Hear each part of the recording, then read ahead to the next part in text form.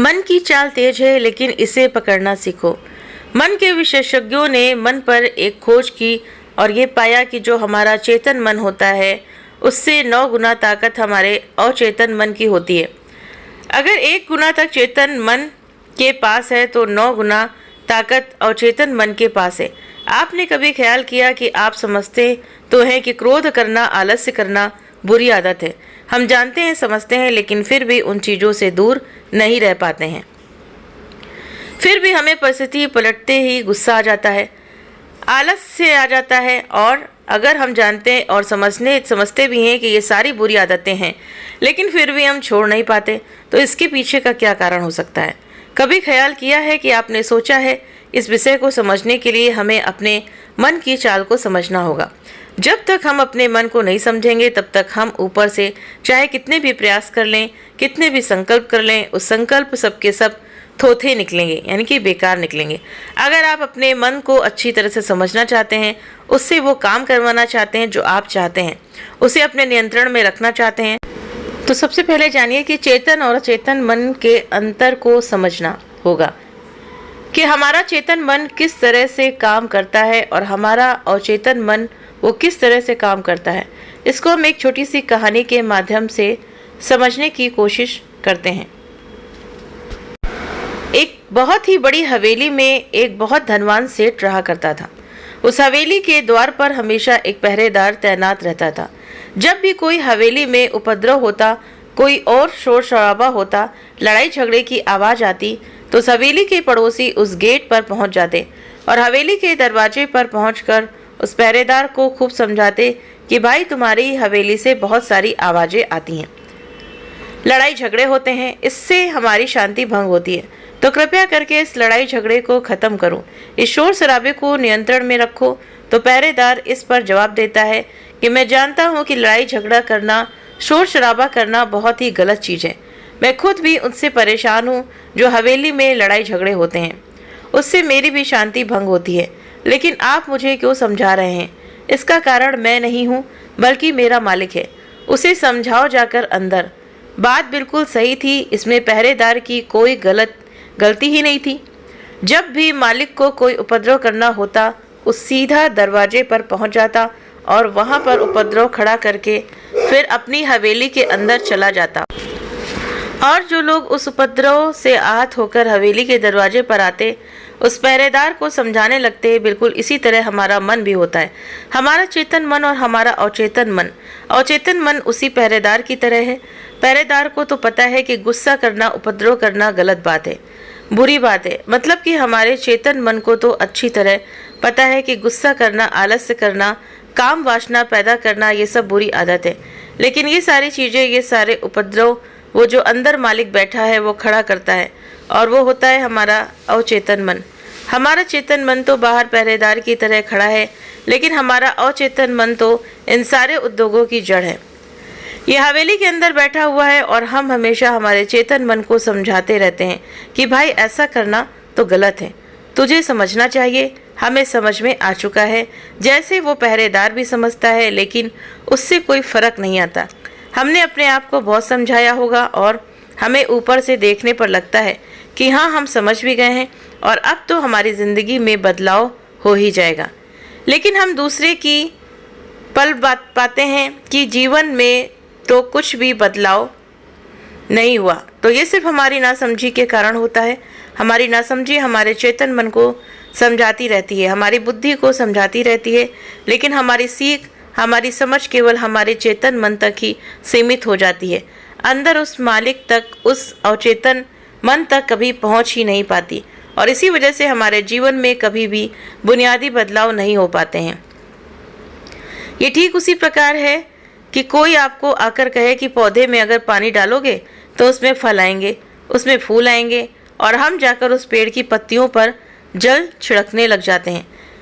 लेकिन पत्तियों पर जल छिड़कने से उसमें कभी फल या फूल नहीं आएंगे। उसके लिए तो हमें जड़ों में पानी देना होगा, और जब तक उस पर फल और फूल आएंगे, लेकिन हम पत्तियों पर ही जल चढ़ाते रहते हैं और उस जड़ को गहराइयों में कभी नहीं जा पाते हैं, उसमें पानी कभी नहीं दे पाते, और इसी वजह से हमारी ज़िंदगी में ताजगी फल और फूल कभी भी पनपते नहीं हैं। तो क्या ऐसी कोई प्रक्रिया है जिसमें हम अपना संदेश अपने अवचेतन मन तक पहुंचा पाएं? और यकीन मानिए, अगर हम अपना संदेश अपने अवचेतन मन पहुंचा देते हैं तो हम अपनी दुनिया में कोई भी इच्छा प्राप्त कर सकते हैं, कोई भी लक्ष्य हासिल कर सकते हैं, क्योंकि हमारा अवचेतन मन हमारे चेतन मन की तुलना में 9 गुना ज़्यादा शक्तिशाली होता है। जब भी कोई मनोवैज्ञानिक किसी के मन से उसकी दबी हुई बातें निकलवाना चाहता है, उसके अतीत में जो घटनाएं घटी हैं उसके साक्षात रूप में प्रवेश करना चाहता है, तो वो हिप्नोटिज्म का इस्तेमाल करता है। आपने हिप्नोटिज्म की प्रक्रिया देखी होगी। मनोवैज्ञानिक किस तरह से उसको हिप्नोटाइज करके उसके मन से सारी सूचनाएं निकाल लेता है। उसके पास ऐसी क्या प्रक्रिया होती है जो वो किसी के मन से भी मनचाही चीज़ निकलवा सकता है, किसी के मन को भी अपने ख्वाबों में करके उससे जो चाहे वो काम करवा सकता है। जी हाँ, सही सुना आपने। अगर आप अवचेतन मन की चाल को समझ लेते हैं तो आप सिर्फ अपना ही मन नहीं बल्कि किसी भी व्यक्ति का मन अपने वश में कर सकते हैं।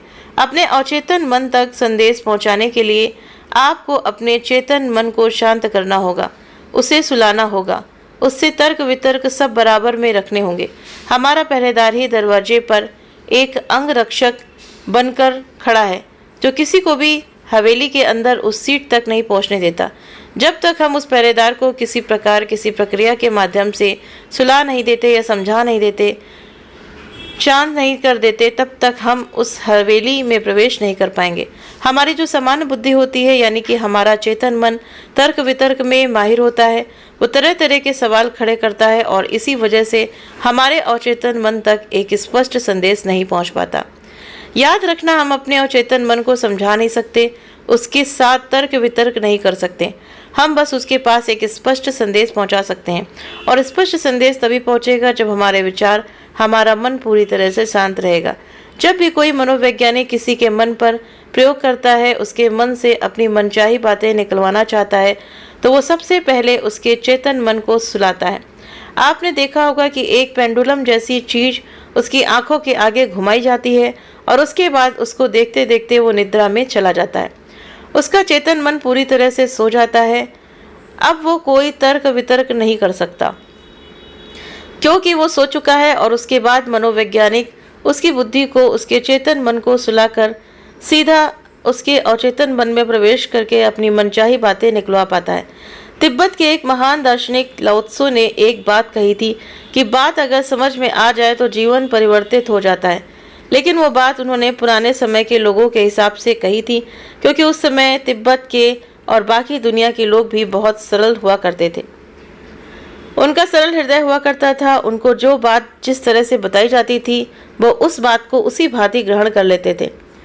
कोई तर्क वितर्क नहीं होता था, इसीलिए जब भी उनके पास कोई तर्क वितर्क करने वाला आदमी आता था तो पहले वो उसको ऐसे आदमी के पास पहुंचा देते थे जो तर्क वितर्क करने में माहिर होता था, और जब वो आदमी तर्क वितर्क करके थक चुका होता था तो वापस वो लाओत्से के पास आता था और कहता था कि मैं तर्क वितर्क करके थक चुका हूँ, लेकिन उससे मुझे कुछ भी हासिल नहीं हुआ। कृपया करके आप अपना तरीका बताएं, आप अपने तरीके से मुझे समझाएं, मैं उसमें कुछ भी अवरोध उत्पन्न नहीं करूँगा। ठीक उसी प्रकार जब तक हमारी बुद्धि तर्क वितर्क करके थक नहीं जाती है, समझ नहीं जाती है, तब तक तर्क वितर्क से कुछ भी हासिल नहीं हुआ। उस समय तक कोई भी बात आदमी की समझ में नहीं आ सकती। बुद्ध हमेशा अपनी बात को 3 बार दोहरा देते। महात्मा बुद्ध ने संस्कृति में उपदेशों को ट्रांसलेट करना शुरू किया तो वो आश्चर्य में पड़ गए, क्योंकि हर बात 3-3 बार बोली गई थी। अब 3-3 बार अगर कोई बात बोली जाए तो पहली बात तो हम उसे सुन ही नहीं पाएंगे। अगर कोई चिकित्सक किसी मरीज को बोले कि तुम बीमार नहीं हो तो ठीक है, बात समझ में आ गई, मैं बीमार नहीं हूँ, लेकिन वही बात अगर बार बार दोहराए तो आपको गुस्सा आ जाएगा।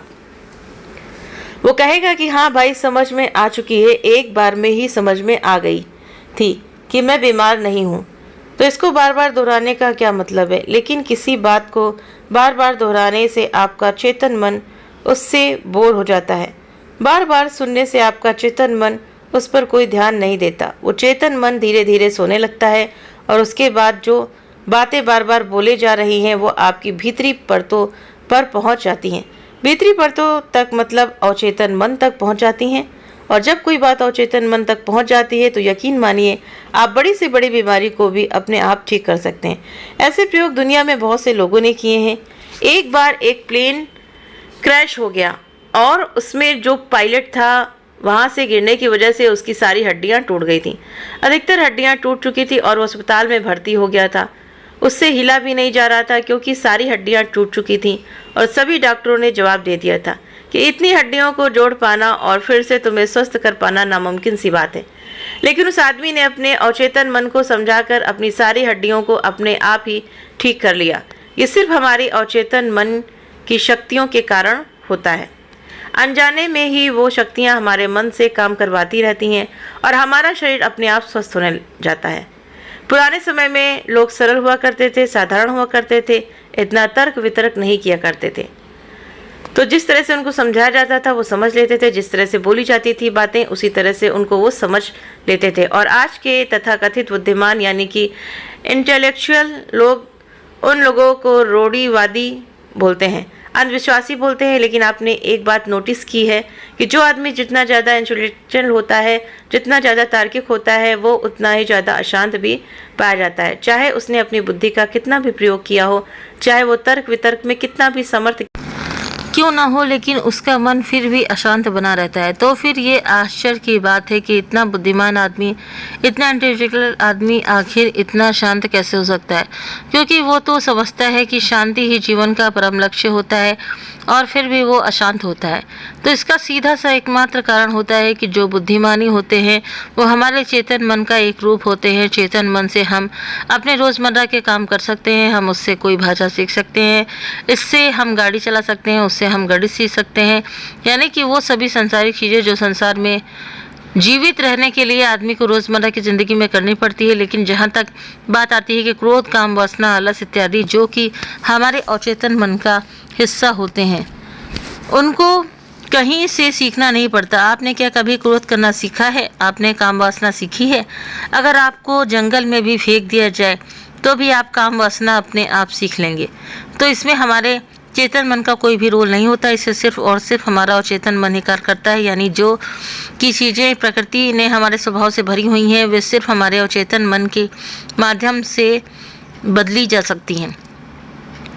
जबकि हमारा चेतन मन गणित वगैरह सीख सकता है, क्योंकि गणित वगैरह के प्रति हमारे अचेतन मन में कोई भी विरोध नहीं है, क्योंकि उसके पास उसका कोई गणित ही नहीं है, उसको उसके बारे में कुछ पता नहीं है। इसीलिए अगर आपको कोई कहता है कि 2 और 2 4 होते हैं तो आपके अंतर मन में, आपको अचेतन में कोई भी विरोध उत्पन्न नहीं होता है, क्योंकि उसके पास उसकी कोई भी सूचना नहीं है। इसीलिए आपके चेतन मन को जिस प्रकार गणित समझाया जाएगा वो बिना विरोध के उसी प्रकार उनको समझ लेना। लेकिन जहाँ बात हमारे अवचेतन मन की आती है तो वहाँ पर हमें स्पष्ट सूचनाएं भेजनी होती हैं, और जो सूचनाएं स्पष्ट नहीं पहुँचेंगी वो उस पर कभी कार्य नहीं करेगा। हमारे अवचेतन मन तक कोई सूचना स्पष्ट क्यों नहीं पहुंच पाती है? इसके मुख्य रूप से कुछ कारण होते हैं। सबसे पहला कारण यही होता है कि जब भी हम कोई सूचना अपने अवचेतन मन को पहुंचाने की कोशिश करते हैं तो हमारा चेतन मन उसके हानि और लाभ के बारे में सोचता रहता है, और जब तक हम कुछ विषय के बारे में पोस्ट सूचना नहीं पहुंचा पाएंगे वो कुछ भी काम नहीं करेगा। जब भी कोई प्रार्थना करते हैं, भगवान से कुछ हाथ जोड़कर मांगते हैं, मान लीजिए कि मैंने मांगा कि मुझे अच्छी नौकरी मिल जाए, मैं जीवन में कामयाब बन जाऊं, उसी वक्त हमारा चेतन मन ये सोच रहा होता है कि नौकरी लगने के बाद, कामयाब होने के बाद मैं ये करूँगा, मैं इस तरह की शादी कर लूँगा, इतने पैसे जोड़कर ये करूँगा, और इस तरह के विचार स्पष्ट सूचना को हमारे अवचेतन मन तक पहुँचने ही नहीं देते। इसीलिए कहा गया है कि ध्यान हमारे मन को भी, हमारे मन के विचारों को भी एकदम शांत कर देता है, और शांत मन से जो चीज़ें अवचेतन मन तक पहुंचाई जाती हैं वो फलीभूत होती हैं। उनसे हम वो सब हासिल होता है हमें जो हम अपने जीवन में हासिल करना चाहते हैं। इसीलिए अगर आप बुनियादी तौर से अपनी ज़िंदगी को बदलना चाहते हैं, जीवन में कुछ बदलाव चाहते हैं, अपनी किसी भी लक्ष्य को हासिल करना चाहते हैं, तो अपने अवचेतन मन की शक्तियों को वश में करने के लिए तरीके ज़रूर आजमाएं। किसी भी बात को किसी मंत्र की तरह बार बार अपने मन में दोहराएं। 21 दिन तक ये प्रयोग करें। हो सकता है कि कोई आपको बोले कि इससे तो क्या हासिल होगा, लेकिन जैसे जैसे आप किसी बात को मंत्र की तरह दोहराते चले जाएंगे, वैसे वैसे ये बात स्पष्ट रूप से आपके भीतरी अवचेतन मन तक प्रवेश करती चली जाएगी। जब भी आप रात में सोएं तो अपने किसी भी लक्ष्य के बारे में जो आप हासिल करना चाहते हैं उसके बारे में 10 बार अपने मन में दोहराते हुए निद्रा में चले जाएं, क्योंकि हमारा अवचेतन मन कभी नहीं सोता है। वो 24 घंटे और 365 दिन लगातार कार्य करता रहता है, जबकि रात में सोते वक्त हमारा चेतन मन सो जाता है और उस वक्त हमारा चेतन मन सबसे ज़्यादा सक्रिय होता है। तो उम्मीद करते हैं कि ये जानकारी आप सभी को पसंद आई होगी। वीडियो पसंद आया हो तो वीडियो को लाइक, शेयर, सब्सक्राइब करना ना भूलें। इसी उम्मीद के साथ में कि आप सभी स्वस्थ होंगे, खुश रहेंगे, स्वस्थ रहेंगे, मस्त रहेंगे। तो मिलते हैं कल नए वीडियो के साथ में, नई जानकारी के साथ में और नई कहानी के साथ में। तब तक आप सभी खुश रहें, स्वस्थ रहें, मस्त रहें। Thank you.